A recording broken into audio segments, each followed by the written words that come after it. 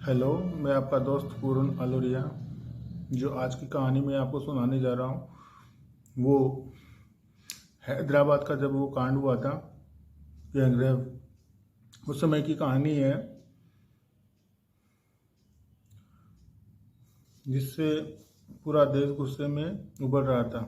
हैदराबाद का जब कांड हुआ था, इसी बीच यूपी के आजमगढ़ से भी एक दिल दहला देने वाली बात सामने आई है। यहाँ जहाँ एक परिवार के 3 लोगों का कत्ल हो जाता है। ये सारे कत्ल कातिल ने बलात्कार के लिए किए थे। जो कत्ल किए थे कातिल ने बलात्कार के लिए किए थे। जब पुलिस ने आरोपी को धर दबोचा तो उसने पुलिस के सामने सबको चौंका देने वाला खुलासा किया है। जब कातिल को पुलिस वाले ने पकड़ लिया है तो कातिल ने कुछ खुलासा किया है, वो आपके सामने है। आरोपी और पुलिस के बीच बातचीत जो हुई है, जो इस प्रकार है, मैं आपको सुनाने जा रहा हूँ। पुलिस, क्या क्या हुआ था बताओ। आरोपी में जलालपुर बराबर से आता जाता था। उधर ही उस रोड पर तो मैं देखता था वहाँ पर कि औरत बिनती थी, आदमी भी बाहर आता जाता था। मैं एक बार गया, घूमते घूमते देखा कि 2 ही आदमी मियाँ बीवी रहते थे। मैं घूमते घूमते जब वहाँ गया देखा तो 2 ही आदमी मियाँ और बीवी रहते थे।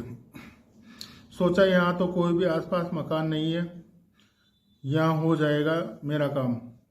वहाँ आसपास कोई मकान नहीं था तो उसने सोचा कि यहाँ पे मेरा काम हो जाएगा। पुलिस, क्या हो जाएगा।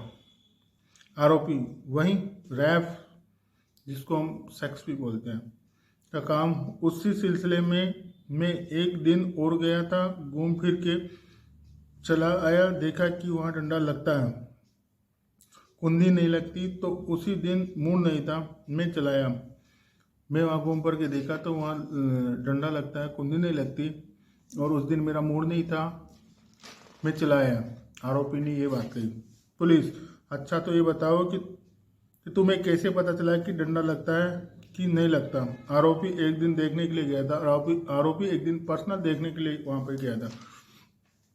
पुलिस, उसके घर के अंदर गए थे। आरोपी, नहीं, बाहर से देखा था। पुलिस, कैसे बाहर से दिख गया। आरोपी, झांक के, मैंने झांक के वहाँ पे देखा था, इसलिए मेरे को दिख गया। उसी दिन देख के मैं चला आया। उस दिन वो दोनों पति पत्नी सो रहे थे, फोन पर बात हो रही थी।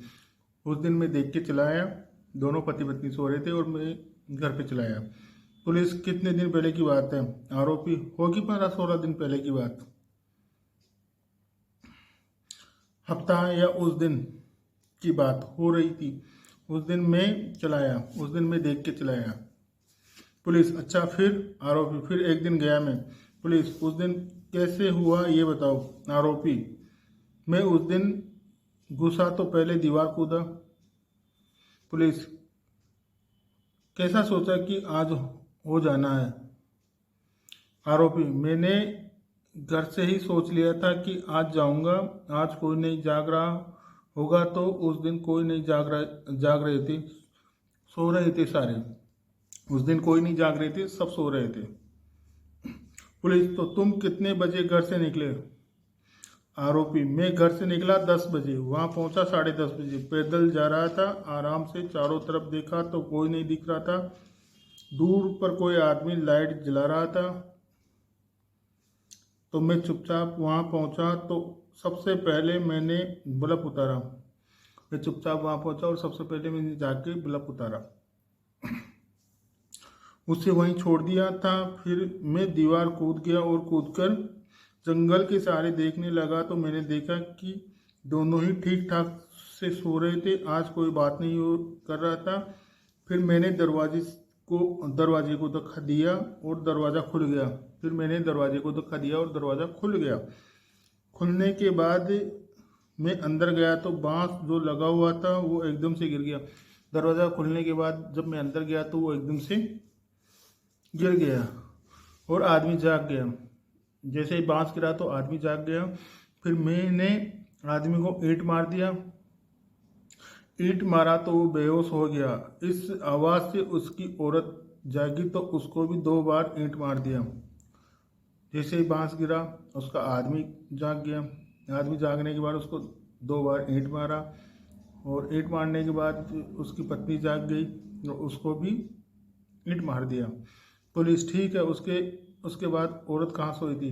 आरोपी पति के साथ सो रही थी, बच्चे बेड पर सोए हुए थे, छोटा बच्चा माँ के पास सो रहा था। पुलिस पति पत्नी के बीच में पति पत्नी के बीच में सो रहा था।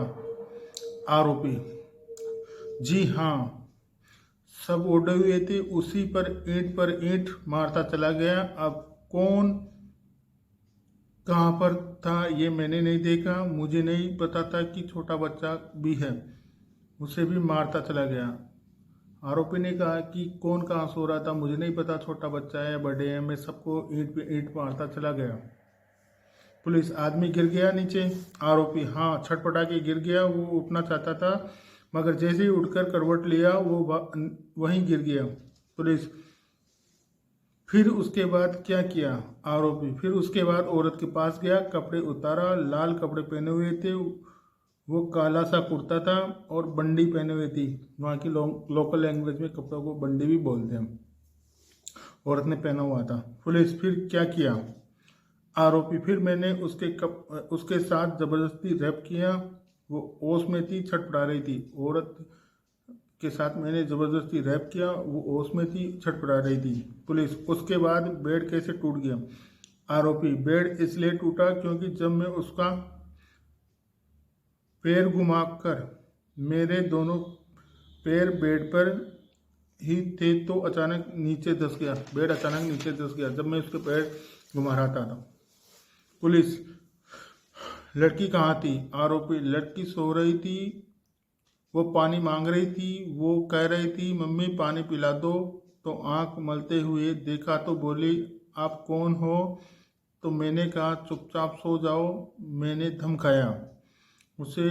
वो बोली मम्मी चोर आ गया। चोर तो मैंने उसे ईंट मार दिया, वहीं रखी हुई थी ईंट तख्त के ऊपर। मैंने लड़की को भी ईंट मार दिया, ईंट वहीं तख्त पर रखी हुई थी। पुलिस आरोपी उसके बाद क्या किया? पुलिस ने पूछा आरोपी से कि उसके बाद क्या किया? आरोपी ने कहा उसके बाद भी मैंने उसके साथ भी रैप किया, लड़की के साथ भी आरोपी ने रैप किया। कितनी शर्मनाक बात है। पुलिस उसके बाद कपड़े तुमने फैला दिए? आरोपी जब मैं निकलने वाला था तब बाद में मैंने कपड़े फैलाए थे ताकि लोग समझे कि कोई चोर आया था। मैंने यही सोचा था कि सब मर जाएंगे, मैंने हल्का मारा था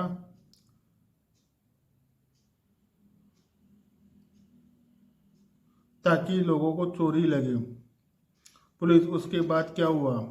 आरोपी उसके बाद मैंने मोबाइल से उसका वीडियो बना लिया, वो वीडियो मोबाइल में था, मैंने मोबाइल को पानी में फेंक दिया, नदी में। आरोपी ने उस महिला और उस परिवार का वीडियो बना के मोबाइल को पानी में फेंक दिया, नदी थी पास में, वहाँ पर फेंक दिया। पुलिस वीडियो किसी को दिखाया था? आरोपी हाँ, भाभी को दिखाया था मैंने वीडियो। भाभी बोली तुमने बहुत बुरा काम किया, तू यहाँ भी मरेगा और वहाँ भी मरेगा। मुझे नहीं पता था कि मैं नशे में था। वो गोली खाई थी सेक्स की, उससे मुझे पता ही नहीं चला मैंने क्या कर दिया, आरोपी ने कहा। पुलिस सेक्स की गोली भी खाई थी तुमने? आरोपी हाँ, गोली खाई थी, मेडिकल से लिया था और गोली खाने के बाद मैंने रैप किया। पुलिस तो तुमने रैप करते वक्त इस्तेमाल किया था तुमने? आरोपी हाँ, इस्तेमाल किया था, करने के बाद वहीं छोड़ दिया। पुलिस उसके बाद क्या किया तुमने? आरोपी उसके बाद मैंने वीडियो बना लिया, रेप करने के बाद आरोपी ने कहा कि मैंने वीडियो बना लिया और बाहर निकल कर जाने लगा। जब अलमारी की तरफ गया तो मैंने अपनी फ़ोटो देखा, तो मैं फ़ोटो देखकर चौंक गया कि ये फ़ोटो तो कुछ जानी पहचानी सी लग रही है। आरोपी फ़ोटो देख कर चौंक गया कि ये फ़ोटो तो कहीं जानी पहचानी सी लग रही है। फिर दिमाग में आया कि ये तो बाग में रहते हैं। सऊदी से आए हुए एक महीना ही हुआ है इनको, ये तो अफजाल नाम है। तो फिर वो घबराने लगा देखकर, फिर सामान को बिखेर दिया और औरत खून औरत खुली हुई थी तो उसके कपड़े उड़ा दिया। औरत के कपड़े खुले हुए थे तो उसके कपड़े उड़ा दिया, एक चादर और बिस्तर। पुलिस पूछ रही है, वहाँ एक कपड़ा कटा हुआ मिला, वो क्या था?